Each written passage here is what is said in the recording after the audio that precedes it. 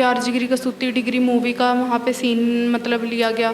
बिल्कुल हमें ये लग ही नहीं रहा था कि ये हमें बेच देंगे या फिर हमारे साथ कुछ उल्टी सीधी हरकत करेंगे। कल हम लेने आ जाएंगे, मनदीप पे भरोसा है ना। मैं क्या भरोसा है, तभी तो इतनी दूर आई हूँ, वरना मैं क्यों आती। वहाँ पे कहते हैं जैसे गाँव टाइप दिखाना है, वहाँ पे ऐसा शूट करवाना है। 10 बजे थे, खाना वगैरह खा के मैं रूम में लेटने गई। मैं तो ऐसे ही लेटी हुई थी, लड़का मेरे पास आया, अश्लील सी हरकतें करने लग गया। तो उसको मैंने बोला तो उसने मेरे को ये चीज़ बोली कि मैं तुम्हें 1.5 लाख में खरीद कर लेकर आया हूँ। ਕੁੜੀਆਂ ਨੂੰ ਕੰਮ ਦਿਵਾਉਣ ਦਾ ਝਾਂਸਾ ਦੇ ਕੇ ਅਕਸਰ ਤੁਸੀਂ ਸੁਣਿਆ ਹੋਵੇਗਾ ਕਿ ਕੁੜੀਆਂ ਨੂੰ ਇੱਕ ਸ਼ਹਿਰ ਤੋਂ ਦੂਜੇ ਸ਼ਹਿਰ ਲਿਜਾਇਆ ਜਾਂਦਾ ਹੈ। ਇਸ ਵੇਲੇ ਮੋਹਾਲੀ ਦਾ ਇੱਕ ਮਾਮਲਾ ਸਾਹਮਣੇ ਆਇਆ ਜਿੱਥੇ ਇੱਕ ਕੁੜੀਆਂ ਨੂੰ ਫਿਲਮਾਂ ਦੇ ਵਿੱਚ ਕੰਮ ਦਿਵਾਉਣ ਦੇ ਕਹਿ ਕੇ ਉਹਨਾਂ ਨੂੰ ਅੱਗੇ ਵੇਚ ਦਿੱਤਾ ਗਿਆ। ਸਾਡੇ ਨਾਲ ਵਿਕਟਿਮ ਨੇ, ਆਪਾਂ ਨਾਮ ਨਹੀਂ ਇਹਨਾਂ ਦਾ ਦੱਸਾਂਗੇ, ਆਪਾਂ ਸਿੱਧੇ ਗੱਲਬਾਤ ਕਰਾਂਗੇ। मैम आप क्या हुआ आपके साथ, मेरे को वो बताइए। मेरे को मनदीप नाम की लड़की मिली थी, जो मैं सीपी मॉल में पहले जॉब कर रही थी। उधर मेरा ऑफ 6 बजे होता था। उसके बाद मेरी छुट्टी के टाइम मैं मतलब वापस आ रही थी, अपने इधर कुंबड़े में रूम पे आ रही थी। तो मेरे को इधर पार्क है एक साथ में, तो वहाँ पे एक मनदीप नाम की लड़की मिली। उसने मेरे को रोका, मेरे से पूछा कि आप कहाँ जॉब करते हो। मैंने कहा सीपी मॉल में। आपकी इनकम कितनी है और कौन सी कंपनी में, वहाँ पे कितने लोग काम करते हैं, सारा कुछ उसने टोटल मेरे से पूछा। मैंने उसको बताया तो उसने मेरे को बोला इतनी सैलरी से घर चल जाता है। मैं क्या मतलब 10,000 घर पे लगा देती हूँ, बाकी जो बचता है किराया विराया निकल जाता है और अपने खाने पीने के लिए।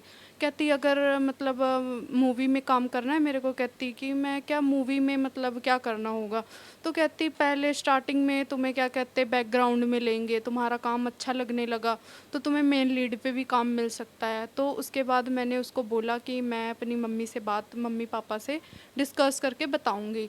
तो उसने बोला अपना नंबर दे दो मेरे को, और अगर तुम्हें मतलब काम करना होगा तो आप मतलब क्या करना, मेरे को फ़ोटो सेंड कर देना। तो मैंने मतलब उसको जब मैंने अपने पापा मम्मी से डिस्कस किया तो उन्होंने बोला कि क्या कहते कर लो, अगर तुम्हें ठीक लग रहा है तो कोई बात नहीं, कर लो काम। तो मैंने उसके बाद में मतलब मनदीप को अपनी एक फुल फ़ोटो सेंड करी, एक हाफ़। तो उसके बाद में मतलब उसने आगे किसी को भी भेजी हो। तो उसके बाद में उसने मेरा शूट डन करवाया। पहला शूट मेरा सीयू कॉलेज में हुआ था। वहाँ पे गए तो यार जिगरी कसूती डिग्री मूवी का वहाँ पे सीन मतलब लिया गया। तो उसके बाद में मेरे को एक दिन गई, मेरे को ठीक लगा, खाना वगैरह भी मिला, ब्रेकफास्ट मिला और शाम का खाना भी मिला, सारा कुछ मिला। और शाम को जब आते टाइम मेरे को जो उसने पेमेंट बोली 1,000 रुपये, मतलब रोज़ के रोज़ पैसे मिल जाते उधर, तो वो पैसे मिले मेरे को। तो मेरे को ठीक लगा। मैंने पापा को बताया कि काम तो अच्छा है, मैं अब शूट लाइन में ही काम करूँगी। तो ऐसे ही मतलब शूट करती रही। मतलब मैं एक 1 डेढ़ महीने अच्छे से उसने मतलब काम करवाया इन 2 मूवियों में। मतलब लेकर गई मेरे को 1 महीने तक इसमें शूट किया मैंने। और उसके बाद ऐसे ही एक दिन मेरे को मनदीप ने बोला फ़िरोज़पुर शूट है, तो चलेगी मेरे साथ। मैं क्या चल लूँगी। तो ये इसने कहा वर्षा को भी साथ में ले ले। तो मैंने वर्षा को पूछा, वर्षा वहाँ। आपके साथ एक और लड़की भी थी, आप दो लड़कियां थी सेम फिल्म में, दो लड़कियां थी। हाँ जी, सेम फ़िल्म में मतलब 2 लड़कियाँ क्या, वहाँ तो मतलब वो लड़कियों का पूरा ग्रुप बना होता है। मेरे पास फ़ोन में ग्रुप बने हुए हैं। तो वहाँ काफ़ी सारी लड़कियाँ आती हैं बैकग्राउंड में। जैसे कॉलेज वाला सीन दिखाना है तो पीछे से बुक लेके जाना होता है, या फिर जो मतलब वो बोले करने को। हाँ, मैं हम 2 लड़कियाँ थे यहाँ से, कुंबड़े से। तो उसके बाद में फ़िरोज़पुर वर्षा ने बोला हाँ, मैं भी चलूँगी।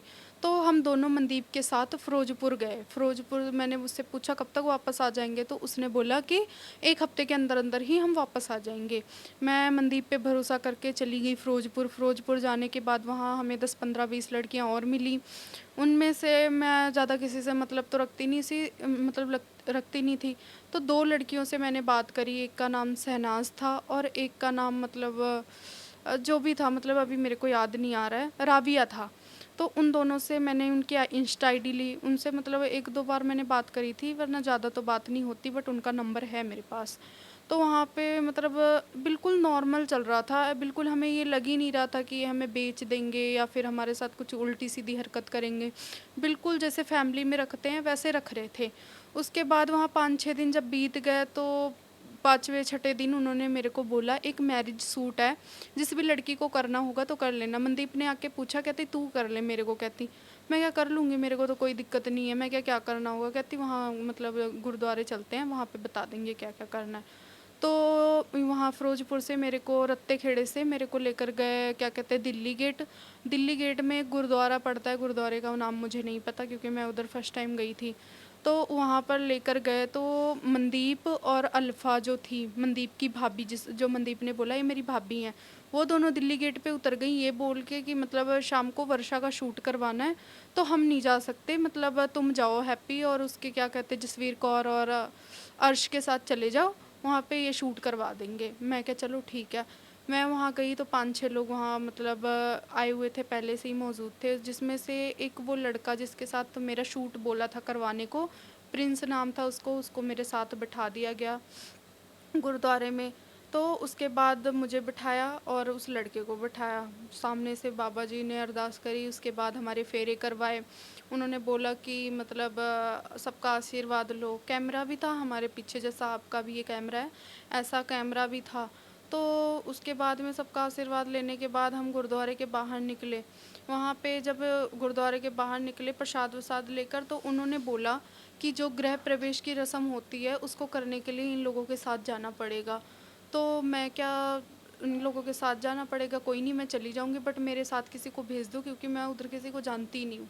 तो उन्होंने मेरे को बोला कि अभी वर्षा का शूट करवाना है, तो मतलब मैं मतलब हम नहीं जा सकते, पर तुझे कल हम लेने आ जाएंगे। मनदीप पे भरोसा है ना? मैं क्या भरोसा है, तभी तो इतनी दूर आई हूँ, वरना मैं क्यों आती। तो अभी आप इस वक्त जो आप ये बता रहे हो ये सारी बात अभी फिरोजपुर में ही हो रही है? हाँ जी, अभी ये सारी बातें फिरोजपुर की ही हैं। तो उसके बाद मेरे को उस लड़के के साथ भेज दिया गया। मैंने अपनी पेमेंट का पूछा तो कहते शूट कंप्लीट होने के बाद तुम्हारी पेमेंट तुम्हें मिल जाएगी। तो मैं उस लड़के के साथ मतलब चली गई, वो लेकर गए हमें पिंड खाई खेड़ा, ज़िला मुजफ्फरनगर, वहाँ लेकर गए। जिला मुजफ्फरनगर पंजाब में ही पड़ता है ये? नहीं नहीं, ये यूपी में पड़ता है, जहाँ से। आपको फिरोजपुर से यूपी ले जाया गया तब? हाँ जी, उस फिरोजपुर से मेरे को यूपी ले जाया गया। वहाँ पे कहते हैं जैसे गांव टाइप दिखाना है, वहाँ पे ऐसा शूट करवाना है, तो वैसा बैकग्राउंड यूपी में ही मिलेगा, तो वहाँ पे जाना है। तो मैं क्या चलो कोई बात नहीं, चली जाऊँगी मैं, पर मेरे को कल लेने आ जाना। उन्होंने कहा ठीक है हम तुम्हें कल लेने आ जाते हैं, प्रॉमिस कर रहा उन्होंने मेरे साथ। तो मैं क्या चलो कोई बात नहीं। तो उसके बाद जब खाई खेड़े पहुँचे तो वहाँ सारा कुछ ठीक चल रहा था। तकरीबन 10 बजे लड़का मेरे पास आया, वो अश्लील सी हरकतें करने लग गया और मेरे को मतलब मैंने कहा मेरे साथ मजाक मत करो ठीक है। मेरे को लगा कि शायद शूट लाइन में कोई मजाक करने लग जाता है। तो ये सुबह का टाइम बता रहे हैं आप कि ये शाम का? रात का अब रात कब पहुंचे अभी यूपी में? हम पहुंच गए थे 7 साढ़े 7 बजे पहुंच गए, तो रात का टाइम था। 10 बजे थे। खाना वगैरह खा के मैं रूम में लेटने गई। मैं तो ऐसे ही लेटी हुई थी, लड़का मेरे पास आया, अश्लील सी हरकतें करने लग गया। तो उसको मैंने बोला तो उसने मेरे को ये चीज़ बोली कि मैं तुम्हें 1.5 लाख में ख़रीद कर लेकर आया हूँ। तो मैं ये सुन के हैरान हो गई। मैंने उसको बोला मेरे से क्यों मजाक कर रहे हो, मेरे को मजाक पसंद नहीं है। कहता, उसने मेरे हाथ से मेरा फ़ोन छीन लिया। कहता तुम लोगों के ड्रामे हैं, मैं कोई मजाक नहीं कर रहा हूँ। उसने एक वीडियो दिखाई जिसमें अल्फ़ा, हैप्पी और क्या नाम है ये मनदीप, ये पैसे गिनते हुए नज़र आ रहे थे। तो मुझे लगा ये मजाक कर रहा है, क्या पता शूट लाइन की भी पेमेंट हो सकती है ये। तो उसके बाद मैंने कहा मनदीप से मेरी बात करवा। इसने मेरा फ़ोन तो खोल लिया अपने फ़ोन से, इसने मनदीप को फ़ोन लगा के दिया। मैंने मनदीप को बोला मनदीप दी ये लड़का मेरे को ऐसे ऐसे बोल रहा है। तो मनदीप ने मेरे को पहचानने से इनकार कर दिया। कहती कौन है तू, मैं तेरे को नहीं जानती। तो मैं क्या, आपने मेरे को शूट पे भेजा था और आप कह रहे हो मैं तुझे जानती नहीं हूँ। तो उसके बाद में उसने बोला कि मेरे पास फ़ोन करने की ज़रूरत नहीं है, मैं तेरे को नहीं जानती। मेरा नंबर ब्लॉक लिस्ट में डाल दिया, नॉर्मल कॉल से भी और व्हाट्सअप से भी। तो उसके बाद में मैं बहुत ज़्यादा हैरान हुई, मैं रोने लग गई वहाँ पे। मतलब जब रोने लग गई तो लड़के ने मतलब ज़बरदस्ती करने की मेरे साथ कोशिश करी। तो उसके बाद मैं शोर मचा दिया। तो उसके जो भी फैमिली मेम्बर थे सारे इकट्ठे हुए, मैंने सबको ये चीज़ बोली। तो मेरे को डराने धमकाने लग गया कि काट के फेंक देंगे, तुम्हें मार के फेंक देंगे, तुम्हारी फैमिली को पता नहीं चलेगा, ये नहीं होगा वो नहीं होगा, बहुत सारी बातें। उसके बाद में मैं डरी नहीं उन लोगों के बीच में। मैंने बोला कि ऐसी ज़िंदगी से मेरे को मार दो तो मेरे को ज़्यादा सही है, क्योंकि मैं ऐसी गलत लड़की नहीं हूँ, ना मैंने ये गलत हरकतें सीखी है। इसके पहले मैं सीपी मॉल में जॉब कर रही थी, वहाँ की सारी मेरे पास वीडियोस थी। और मैं जहाँ तक 1 डेढ़ महीने जो भी शूट किया उसकी मेरे पास फ़ोटो और वीडियो पड़ी हुई थी। तो वो सारी उन लोगों ने चेक करी। तो उसके जहाँ पे मेरे को ख़रीद कर लेकर गए थे, उसके घर में उसके चाचा जो पुलिस में थे, उन्होंने मतलब मेरी थोड़ी बहुत बात समझी, फ़ोन चेक किया। तो उन्होंने मेरे पापा से बात करवाई। जब पापा से बात करवाई तो पापा भी मेरे परेशान हो गए, और मैंने रो रो के पूरी बात जो मेरे साथ बीता मैंने पापा को बताया। तो उन्होंने बोला हमें एड्रेस दो, लोकेशन भेजो, मैं आ रहा हूँ। तो इन लोगों ने बोला कि क्या कहते हैं, आपकी लड़की को हम कोई नुकसान नहीं पहुँचाते, पर जो हम पैसे देकर आए हैं 1.5 लाख रुपए वो भर दो और अपनी लड़की ले जाओ। मैं आपको बीच में रोक रहा हूँ, आपने बोला कि उसके चाचा जो पुलिस में थे, इसका मतलब यूपी पुलिस भी साथ में मिली हुई थी?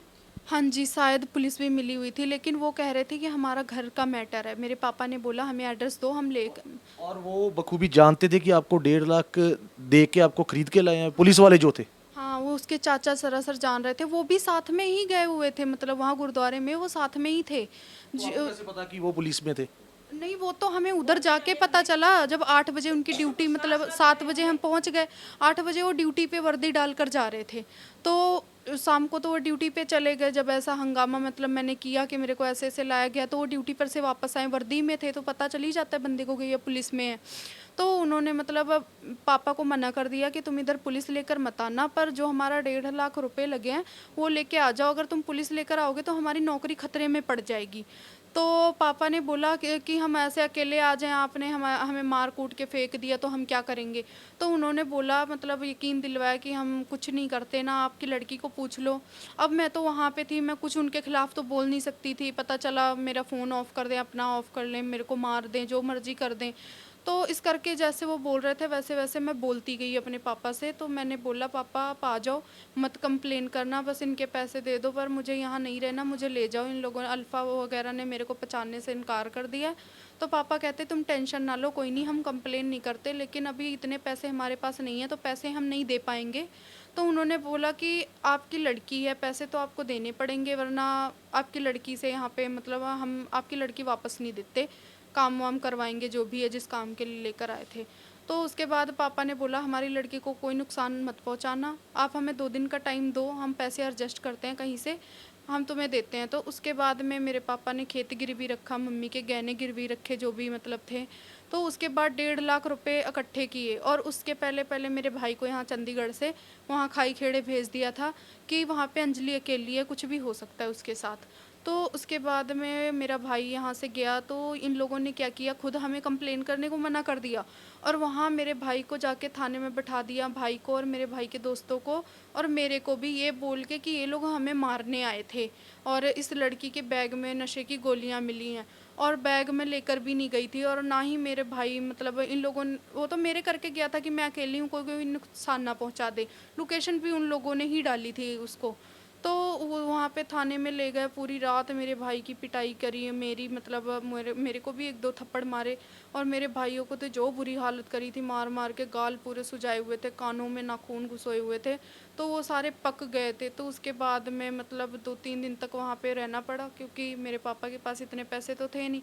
जब पापा ने पैसे अरेंजमेंट कर लिए तो सुबह के 4 बजे पैसे उन्होंने डाले उधर, तब उन लोगों ने जाके मतलब थोड़ा मार पिटाई करनी बंद करी, और उसके बाद में मेरे भाइयों को बोलते तुम यहाँ जाओ, लड़की को हम नहीं भेजेंगे, इससे मतलब यहाँ बर्तन धुलवाएंगे, काम करवाएंगे, उसके हम तुम्हें 10,000 रुपये देंगे। पुलिस वालों ने हमें ऐसा बोला। तो मैं क्या, 10,000 रुपये का मैं क्या करूँगी, जब मेरे साथ मेरी फैमिली नहीं है, किसको दूंगी मैं वो 10,000, और मैं यहाँ पे रह के क्या करूँगी। तो मैंने बोला सर मेरे से गलती हो गई है, चलो, मैंने पैसों के लालच में आके मतलब मैं शूट लाइन में आई थी, वरना मुझे नहीं पता था ऐसा कुछ होता है, वरना मैं कभी ऐसा काम नहीं करती। बाकी आपने मेरा फ़ोन चेक कर लिया कि मेरे फ़ोन में ऐसा कुछ भी नहीं है। तो उसके बाद में मेरे को समझाया, 2-3 कागज़ थे जिन पे साइन करवाए, उन पे काफ़ी सारी कि हम मारने आए थे उनको, मेरे बैग से नींद की गोलियां मिली हैं और जहर वगैरह मिला है, सारा कुछ मतलब उसमें मतलब धाराएं लगाई उन्होंने, और हमें डराया कि क्या कहते आगे जाके मैं ये चीज़ें किसी को ना बताऊं, और वरना हमारी नौकरी खतरे में आ जाएगी। उसके चाचा ने बोला, कहते आपके साथ हमने कुछ नहीं गलत किया, आपको हम भेज रहे हैं ना अपने घर सही सलामत, तो वो जो हमारे पैसे थे। आप कितने दिन वहाँ पे रहे यूपी में, और इसके बाद जब आपको छोड़ दिया गया कि फिर भी वहीं पे रखा गया? नहीं नहीं, हमें पाँच पाँच दिन तो वहाँ नॉर्मली मैं रही थी। उसके बाद में जब पापा ने पैसे भर दिए तब हम वहाँ से आ गए थे। उसके बाद मतलब उन लोगों ने मुझे छोड़ दिया था, मेरे भाई के साथ चंडीगढ़ भेज दिया। यहाँ पे आने के बाद मुझे पता चला जो मेरे साथ कर दिया था वही मेरी फ्रेंड के साथ भी हुआ है। उसके दूसरे दिन ही मेरी फ्रेंड का फ़ोन आ गया था। उसके पहले हमने कोई कंप्लेन नहीं करी क्योंकि उन लोगों ने हमें बहुत ज़्यादा डरा दिया था। तो मैं डर गई थी कि यार आगे चल के कोई दिक्कत ना आए। मैं मतलब अभी मैं छोटी हूँ, मेरी शादी-शुदी करेंगे तो दिक्कतें आएँगी काफ़ी। तो मैंने किसी को कुछ बताना ज़रूरी नहीं समझा। जब मुझे पता चला कि मेरी फ्रेंड के साथ भी सेम चीज़ हो चुकी है, मेरी फ्रेंड का फ़ोन आया, वो रो रही थी कि मेरे को अंजलि बचा लो, यहाँ पे मेरे को मारते हैं, पीटते हैं, खाना भी नहीं देते, मेरे साथ गलत हरकतें करते हैं। तब मेरे को ऐसा लगा कि मुझे अपनी फ्रेंड के लिए कदम उठाना चाहिए। तो जो आपकी फ्रेंड ने आपको कॉल किया था, वो कहाँ से कॉल किया, कुछ बताया उन्होंने? जब मेरी फ्रेंड ने कॉल किया था मेरे को तो वो राजस्थान से बोल रही थी। उसने बोला कि मैं राजस्थान में हूँ और कॉल पे भी शो कर रहा था कि ये नंबर राजस्थान और का है। जो शूट के लिए आपको क्या कहते, उसको भी सेम ही कह के लेके कि शूट पे जा रहे हैं हम? सेम हम दोनों को सेम लेकर गए थे, सेम बोल के कि शूट पे लेकर जा रहे हैं और मैरिज सीन ही करना है। तो उसके बाद हम दोनों पैसों के लालच में चले गए वहाँ पे। हमें क्या पता था हमारे साथ ऐसा हो जाएगा, बेच देंगे। अभी आपकी जो फ्रेंड है वो कहाँ पे है? वो आप तो वापस आ गए, वो कहाँ पे है? अभी तो वो राजस्थान में है। अभी मतलब जब उसके बाद में मेरी फ्रेंड का फ़ोन आया, हम गए कंप्लेन लेकर 8 फेस थाने में। तो वहाँ पे कुछ बिना जाने, कुछ बिना मतलब हमसे पूछे एसएचओ को मैंने बोला तो वो मतलब किसी से बात कर रहे थे, तो उसने मतलब लेडीज़ पुलिस को कुछ इशारे में बोला, वो तो मुझे पता नहीं क्या बोला। तो वो अंदर ले गई, सीधा मेरे को मारने लग गई। ना कुछ पूछा ना कुछ जांचा। अरे कुछ पूछो, मेरी प्रॉब्लम तो सुनो कोई। तो वो कह रहे हैं कि मतलब हमें आके डिस्टर्ब किया यहाँ पे ऐसे ऐसे करके। तो उन्होंने मेरे को मारा। जब मम्मी को मेरी पता चला कि मेरे को मार रहे हैं तो मेरे को बचाने गई तो उनको भी मारा। तो उसके बाद में वहाँ से मेरे को भगा दिया। दूसरे दिन बुलाया तो इनको बुलाया था, हमें बुलाया भी नहीं। इनको बुला के मतलब उधर बैठाए रखते थे। 8-10 दिन तक ये मामला चलता रहा। किसी ने कोई सुनवाई नहीं करी। अगर थोड़ी बहुत सुनवाई करी होती तो आज शायद मेरी फ्रेंड वर्षा यहाँ पे होती। तो इनको बुलाते रहे 10 दिन, 11वें दिन उन्होंने सीधा जवाब दे दिया कि हम पे कुछ नहीं होगा, तुम्हें जो करना है अपने आप ही कर लो, अपने हाथ ही लड़की को लेकर आओ, इतनी दूर है हम वहाँ पे नहीं जाएंगे। तो उसके बाद हमने तो उम्मीद ही छोड़ दी थी कि वर्षा शायद अब यहाँ पे आ पाएगी, बेचारी वहीं ना मतलब रह जाए। तो उसके बाद ये गैस भरवाने गई होंगी। गैस वाली दुकान वाले जो भैया थे उन्होंने मतलब प्रधान सर के पास में छोड़ा। तो मतलब सर को मैंने सारी चीज़ें बताई और फिर भी मैं डर रही थी तो पूरी चीज़ें नहीं बताई। तो लेकिन अब जो आप कह रहे हो कि पुलिस के पास आप गए, 8-10 दिन आपने चक्कर लगाए स्टेशन के, पर अभी तक कोई कंप्लेंट पुलिस ने की नहीं थी तब तक कोई भी? नहीं नहीं, कोई भी कंप्लेन नहीं की थी। उल्टा हमें ही हमारे साथ ही मारपीट करी थी। कोई कंप्लेन नहीं करी, कुछ भी नहीं। 8-10 दिन में 10-11 दिन, 11वें दिन उन्होंने हमें जवाब दिया था। इतने दिनों में उन्होंने कोई कार्रवाई नहीं करी। उन लोगों ने पैसे भर दिए या जो किया वो तो हमें पता नहीं, लेकिन उन लोगों ने बिल्कुल ही मामले को दबा दिया था। तो फिर आपकी अब जो महिला, जो हमें जानकारी मिली है कि महिला कमीशन की तरफ से सुमोटो नोटिस लिया गया है, वो वहाँ तक कैसे पहुँचे? आप किसने आपकी मदद की उसमें? उसमें पूरी जो मदद की है वो प्रधान साहब ने करी है, क्योंकि सर ने ही प्रेस के सामने मेरे को बुलवाया। सर को मैंने सारी चीज़ें बताई प्रेस के सामने। जब वो मतलब खबरें पहुंच गई, मीडिया में सब कुछ चला गया, तो इस करके मतलब एक न्यूज़ पहुंची होगी जो महिला कमिश्नर मैडम है, तो उन्होंने वो देखी होगी। तो उन्होंने मेरे को मतलब बुलाया था प्रधान सर को बोल के। तो हम वहाँ पे गए थे तो उन्होंने प्रॉमिस किया है कि आपकी फ्रेंड वर्षा को जल्दी से जल्दी रिकवर करने की कोशिश करेंगे। जो भी दोषी हैं उनको कड़ी से कड़ी सज़ा मिलेगी। तो आप दोषियों के नाम क्या, उनको अगर आपके सामने आ जाए पहचान सकते हो उनको? नाम पता है उनके? नाम भी मेरे को पता क्या नाम क्या उनके? एक एक तो हैप्पी हो गया। एक तो जो मेरे को लेकर गई मनदीप, हैप्पी, अल्फ़ा, जसवीर कौर, अर्शदीप, और उसके साथ मतलब एक और मतलब जो था गिल नाम था शायद उसका। तो मतलब ये जो उनका ग्रुप है उनके नाम भी पता है। जहाँ पे मुझे रखा, जहाँ वो लड़कियाँ थी, वो घर भी मुझे पता है सारा कुछ। जहाँ मुझे लेकर गए थे रत्ते खेड़े में, उनका पिंड भी पता मेरे को और घर भी पता। तो कल अगर पुलिस के साथ आपको जाना पड़े, उनसे उनको जगह दिखाने पड़े, आप तैयार हो उसके लिए? हाँ जी, उसके लिए मैं बिल्कुल तैयार हूँ, क्योंकि मैं एक जगह भी गलत नहीं हूँ। मेरे साथ जो बीती है, जो मेरी फ्रेंड के साथ बीती है, अभी तो मेरी फ्रेंड भी आएगी, वो भी बहुत कुछ बताएगी। हाँ जी। ਤੇ ਤੁਸੀਂ ਸੁਣ ਸਕਦੇ ਹੋ, ਇਹ ਇੱਕ ਕੁੜੀ ਹੈ ਜਿਹੜੀ ਉੱਥੋਂ ਰਿਕਵਰ ਹੋ ਕੇ ਆ ਗਈ। ਜਿੱਦਾਂ ਦੱਸਿਆ ਇਸਨੇ ਲੜਕੀ ਨੇ ਕਿ 1.5 ਲੱਖ ਰੁਪਏ ਦੇ ਫਾਦਰ ਨੇ ਦਿੱਤਾ, ਇਹਦੇ ਬ੍ਰਦਰ ਦੇ ਨਾਲ ਉੱਤੇ ਮਾਰਕੁੱਟ ਹੋਈ। ਤੇ ਜਿਹੜੀ ਦੂਸਰੀ ਲੜਕੀ ਹਲੇ ਵੀ ਉਹ ਰਾਜਸਥਾਨ ਦੇ ਵਿੱਚ ਆ, ਜੋ ਇਹਨਾਂ ਨੂੰ ਫੋਨ ਆਇਆ ਹੈਗਾ, ਜੋ ਇਹ ਦੱਸ ਰਹੇ ਨੇ। ਤੇ ਉਹਨਾਂ ਦੀ ਮਦਰ ਨੇ, ਜਿਹੜੀ ਦੂਸਰੀ ਕੁੜੀ ਹੈਗੀ ਹੈ, ਮੈਂ ਕਿਹਾ ਤੁਹਾਨੂੰ ਪਤਾ ਹੀ ਨਹੀਂ ਲੱਗਿਆ ਜਦੋਂ ਕਿ ਕੋਈ ਜਦੋਂ ਰਾਜਸਥਾਨ ਗਿਆ ਤੁਸੀਂ ਤੁਹਾਨੂੰ ਪਤਾ ਨਹੀਂ ਲੱਗਿਆ ਕਿ ਇਹਦਾ ਕੁੜੀ ਨਾਲ ਮੇਰੇ ਕੁਝ ਗਲਤ ਵੀ ਹੋ ਸਕਦਾ ਹੈ? नहीं, वो तो ये कह रही थी मम्मी तुम परेशान मत होना, मैं छेती आ जाऊंगी, मैं शाम को आ जाऊंगी, मैं हमारे 2 महीने के पैसे रुके पड़े हैं। वो कहते मैं अपना हिसाब किताब में लेके आऊंगी मम्मी, मेरी जान का कुछ भी हो जाए मैं अपना पैसे ही लेके आऊंगी, शाम को मैं ज़रूर अपने घर पे आ जाऊंगी मम्मी, तो अपनी शरीर को ख्याल रखना, मेरी तबीयत ख़राब थी और उसके मोबाइल में वो मेरी रिपोर्टें हैं, दवाई की सब कुछ है, नया मोबाइल लेके दी, नया सिम डाल के दी और शाम को लेके दी, सुबह ही वो चली गई थी। तो कितने सपने देखे थे आपने, वो क्या लगता है आपको कि बेटी आप ठीक ठाक आ जाएगी? कई सपने ले आपने भी सपने देखे होंगे कि मेरी बेटी आज कामयाब होने जा रही है। वो सपना कभी सच नहीं होता है, सपना के क्या, जब मेरी बच्ची नज़र के सामने आ जाए तब तो विश्वास होता है, आजकल दुनिया में किसी पे विश्वास है। ਤੇ ਸਾਡੇ ਨਾਲ ਐਸਸੀਬੀਸੀ ਮਹਾਪੰਚਾਇਤ ਤੋਂ ਸਾਡੇ ਜਿਹੜੇ ਮੋਰਚਾ 7 ਫੇਸ ਲਾਈਟਾਂ ਦੇ ਲੱਗਿਆ ਹੋਇਆ ਹੈਗਾ, ਉਹਨਾਂ ਦੇ ਪ੍ਰਧਾਨ ਜੀ ਨੇ ਸਾਡੇ ਨਾਲ ਬਲਵਿੰਦਰ ਜੀ ਮਾਮਲਾ ਆਪਾਂ ਜਾਣ ਲਿਆ ਹੈਗਾ, ਠੀਕ ਹੈ ਕਿ ਸੂਮੋਟੋ ਨੋਟਿਸ ਲਿੱਤਾ ਗਿਆ, ਸਾਨੂੰ ਜਾਣਕਾਰੀ ਮਿਲੀ ਹੈਗੀ ਹੈ। ਹੁਣ ਕਿਸ ਤਰ੍ਹਾਂ ਦੀ ਬੱਚਿਆਂ ਦੀ ਮਦਦ ਕੀਤੀ ਜਾ ਰਹੀ? ਕੁੜੀ ਹਲੇ ਵੀ ਉੱਥੇ ਬਰਾਮਦ ਹੋਈ ਨਹੀਂ, ਹਲੇ ਵੀ ਰਾਜਸਥਾਨ ਜੋ ਦੱਸ ਰਹੇ ਨੇ ਉੱਥੇ ਨੇ। ਵਾਹਿਗੁਰੂ ਜੀ ਕਾ ਖਾਲਸਾ, ਸ੍ਰੀ ਵਾਹਿਗੁਰੂ ਜੀ ਕੀ ਫਤਿਹ।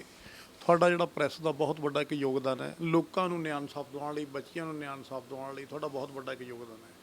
ਜਦੋਂ ਕਿਸੇ ਬੰਦੇ ਦੀ ਕਿਤੇ ਸੁਣਾਈ ਨਾ ਹੋਏ ਤਾਂ ਤੁਹਾਡਾ ਪ੍ਰੈਸ ਦਾ ਸਹਾਰਾ ਲੈਣਾ ਪੈਂਦਾ ਹੈ। ਜੋ ਸਾਡੇ ਮੋਰਚੇ ਦੇ ਬਹੁਤ ਸਾਰੇ ਪੀੜਤ ਲੋਕ, ਅੱਜ ਤਾਂ ਮੇਰੇ ਪਿੰਡ ਦਾ ਮੈਟਰ ਹੈ, ਕੁੰਬੜੇ ਦਾ ਮੈਟਰ ਹੈ, ਹੋਰ ਵੀ ਜਿਹੜਾ ਪੰਜਾਬ ਤੋਂ ਆਉਂਦਾ ਸੀ ਉਹ ਵੀ ਮੈਟਰ ਚੱਕਦੇ ਆ। ਤੇ ਦੇਖੋ ਕਿੰਨੀ ਮਦਭਾਗੀ ਘਟਨਾ, ਪਹਿਲਾਂ ਹੀ ਪੰਜਾਬ 'ਚ ਤਾਂ ਕਰਪਸ਼ਨ ਦਾ, ਭ੍ਰਿਸ਼ਟਾਚਾਰ ਦਾ ਤੇ ਨਸ਼ੇ ਦਾ ਕਿੰਨਾ ਬੋਲਬਾਲਾ ਸੀ। ਆ ਇੱਕ ਨਵਾਂ ਮਸਲਾ, ਜਿਹੜਾ ਨਵਾਂ ਮਾਮਲਾ ਤੁਹਾਡੇ ਸਾਹਮਣੇ, ਕੁੜੀਆਂ ਨੂੰ ਵੇਚਣ ਵਾਲਾ, ਬੇਟੀਆਂ ਨੂੰ ਵੇਚਣ ਵਾਲਾ, ਬੱਚੀਆਂ ਨੂੰ ਵੇਚਣ ਵਾਲਾ ਮਾਮਲਾ ਤੁਹਾਡੇ ਸਾਹਮਣੇ ਆਇਆ, ਜਿਹਦੀ ਜਿਉਂਦੀ ਜਾਗਦੀ ਉਦਾਹਰਨ ਹੈ, ਮਿਸਾਲ ਹੈ, ਜਿਹਦੇ ਨਾਲ ਹੱਡ ਬੀਤੀ ਹੈ, ਉਹ ਤੁਹਾਨੂੰ ਸਾਰੀ ਦੱਸਦੀ।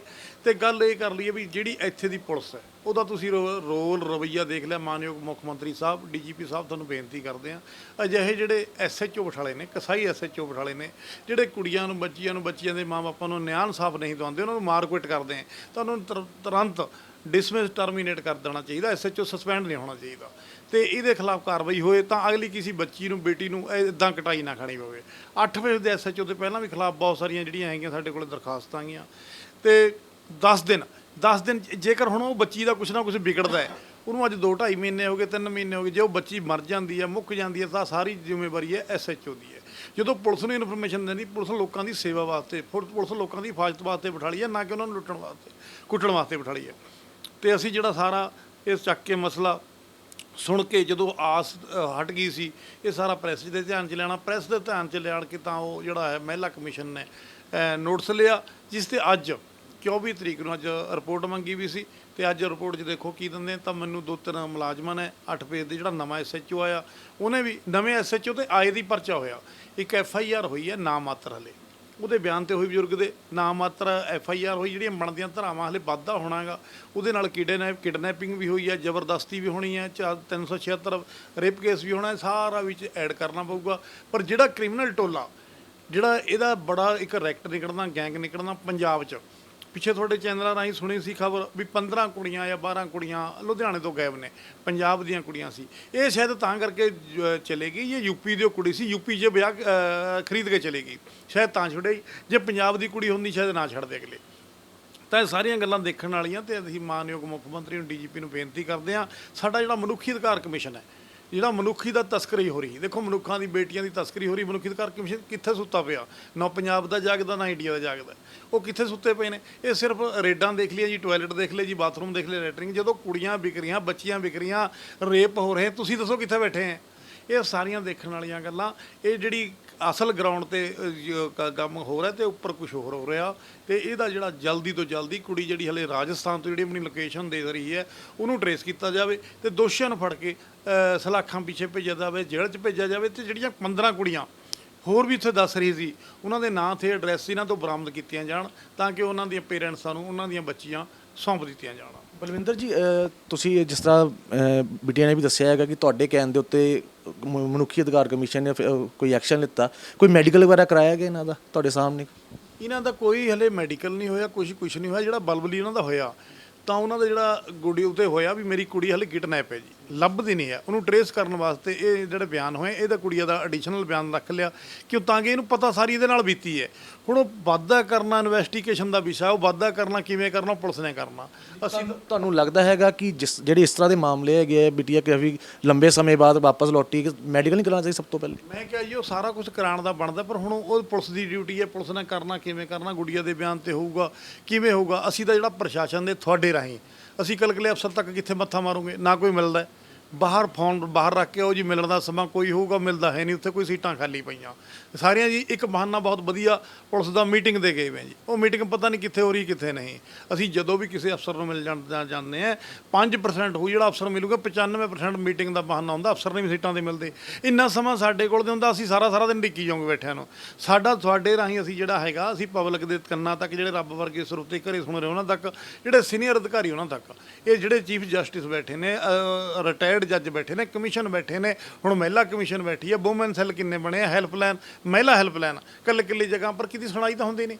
ਇਹ ਸਾਰੇ ਜਿਹੜੇ ਫੇਕ ਹੈ, ਡਰਾਮੇ ਹੈ, ਇਹ ਲੋਕਾਂ ਨੂੰ ਨਿਆਂ ਇਨਸਾਫ ਨਹੀਂ ਮਿਲ ਰਿਹਾ, ਬਹੁਤ ਘੋਰ ਅੰਧਾਰ ਪਿਆ ਪਿਆ। ਅੱਜ 24 ਜੁਲਾਈ ਡੇਟ ਰੱਖੀ ਗਈ ਸੀ, ਹਜੇ ਤੱਕ ਕੋਈ ਸ਼ਾਮ ਦਾ ਟਾਈਮ ਹੋ ਗਿਆ, ਕੋਈ ਆਈ ਰਿਪੋਰਟ ਕੀ ਫੈਸਲਾ ਲਿੱਤਾ ਗਿਆ? ਅੱਜ ਤੱਕ ਕੋਈ ਮੈਨੂੰ ਇਨਫੋਰਮੇਸ਼ਨ ਨਹੀਂ ਆਈ ਵੀ ਪੁਲਿਸ ਤੋਂ ਜਿਹੜੀ ਰਿਪੋਰਟ ਮੰਗੀ ਸੀ ਉਹ ਰਿਪੋਰਟ ਪੇਸ਼ ਕਰੀ ਨਹੀਂ ਕਰੀ, ਕੀ ਕਿਹਾ ਕੀ ਨਹੀਂ। ਪਰ ਮੇਰੇ ਨਾਲ ਜਿਹੜਾ ਮੁੰਡਾ ਕੇਸ 'ਚ ਡੀਲ ਕਰ ਰਿਹਾ, ਉਹਦੇ ਨਾਲ ਮੈਂ ਟਾਈ ਅਪ ਹੈਗਾ, ਉਹਦੇ ਨਾਲ ਪੁੱਛਗਿੱਛ ਕਰ ਰਿਹਾ। ਉਹ ਕਹਿੰਦਾ ਪ੍ਰਧਾਨ ਜੀ 2 ਦਿਨ ਸਾਨੂੰ ਟਰੇਸ ਕਰਨ ਨੂੰ ਹੋਰ ਲੱਗ ਜਾਊਗੇ। ਕੋਈ ਗੱਲ ਨਹੀਂ, ਜਿੱਥੇ ਆਪਾਂ 3 ਮਹੀਨੇ ਬੀਤੇ ਹੈ, ਕਿੰਨੀ ਦੇਰ ਬੀਤੀ, 2 ਦਿਨ ਲੱਗ ਜਾਊ, 3 ਦਿਨ ਲੱਗ ਜਾਊ, ਪਰ ਇਹ ਸਾਨੂੰ ਜਿਹੜੀ ਕੁੜੀ ਸਹੀ ਸਲਾਮਤ ਜਿਉਂਦੀ ਜਾਗਦੀ ਸਹੀ ਸਲਾਮਤ ਅਸੀਂ ਰਿਕਵਰ ਹੋ ਜੇ, ਤਾਂ ਕਿ ਕੋਈ ਨੁਕਸਾਨ ਨਾ ਕਿਸੇ ਬੱਚੀ ਦਾ ਹੋ ਜੇ। ਤੇ ਮੋਰਚੇ ਵੱਲੋਂ ਸ਼ੁਰੂਆਤ ਕੀਤੀ ਗਈ ਹੈ, ਕੰਪਲੇਂਟ ਨਹੀਂ ਲੈਤੀ ਗਈ ਸੀ, ਮੋਰਚੇ ਵੱਲੋਂ ਪ੍ਰੈਸ਼ਰ ਪਾ ਕੇ ਇੱਕ ਕੰਪਲੇਂਟ ਦਿੱਤੀ ਗਈ ਹੈ। 2 ਦਿਨ ਬਾਅਦ ਜੇ ਨਹੀਂ ਤੁਹਾਨੂੰ ਕੋਈ ਫੈਸਲਾ ਆਉਂਦਾ ਤਾਂ ਮੋਰਚੇ ਦਾ ਕੀ ਡਿਸੀਜਨ ਹੋਏਗਾ? ਅਸੀਂ ਜਿਹੜਾ ਇਹ ਮੋਰਚੇ ਵੱਲੋਂ ਪ੍ਰੈਸ ਕਾਨਫਰੰਸ ਕਰਕੇ ਸਾਰੀ ਪ੍ਰੈਸ ਮੀਡੀਆ 'ਚ ਲਿਆਣਗੇ। ਮੋਰਚੇ ਦੇ ਸਾਡੇ ਆਗੂ ਮਾਸਟਰ ਬਨਵਾਰੀ ਲਾਲ ਜੀ, ਹਰਨੇਕ ਸਿੰਘ ਜੀ ਮਲੂਆ, ਕਰਮ ਸਿੰਘ ਜੀ, ਸਾਰੇ ਬੰਦਿਆਂ ਨੇ ਉੱਥੇ ਇਹੀ ਕਿਹਾ ਵੀ ਤਹੀਆ ਕੀਤਾ ਵੀ ਇਹ ਜਲਦੀ ਤੋਂ ਜਲਦੀ ਜੇ ਕੇਸ ਨਾ ਟਰੇਸ ਹੋਇਆ ਤਾਂ ਸਾਡਾ ਸੰਘਰਸ਼ ਵੀ ਹੋਊਗਾ।